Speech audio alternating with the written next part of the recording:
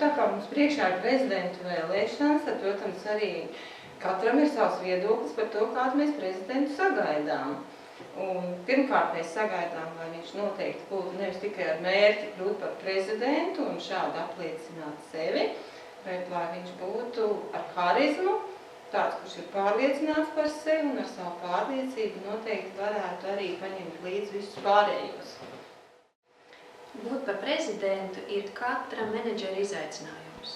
Tā ir prakse vislielākā mērogā. Ja jūs kaut reizi dzīvē esiet kaut ko tādu pamēģinājuši, tad diploms kabatā. Tātad es šajā gadījumā citēšu literatūras un menedžmenta klasiku.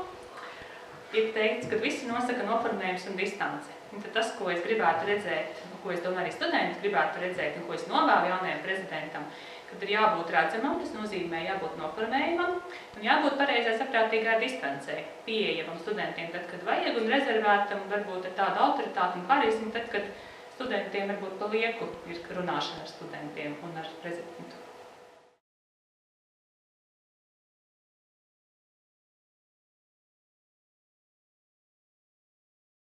Es uzskatu, ka kultūras koledžas prezidentam ir jāpazīst sava skola un savi studenti, lai to varētu mainīt uz labo pusi.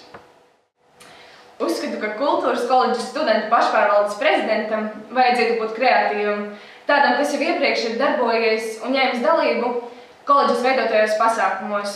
Domāju, ka tieši šis kandidāts varētu ieviest jaunas idejas ne tikai ikdienā, bet arī pasākumos, veidojot tos izglītojošus.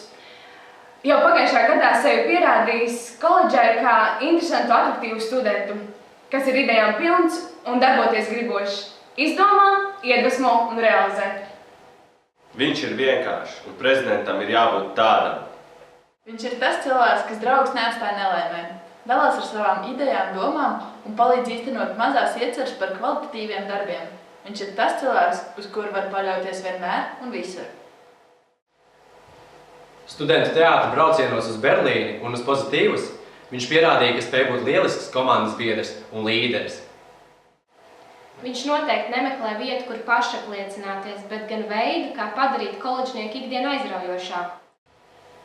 Es kandidēju prezidenta vēlēšanās ne jau tāpēc, lai kļūtu par vietējā mēroga popzvaigzni, bet gan tādēļ, ka es ticu, ka koledžā mācās ļoti spēcīgi, jauni un atraktīvi studenti, kas var veidot kopīgiem spēkiem koledžas dzīvi daudz labāku.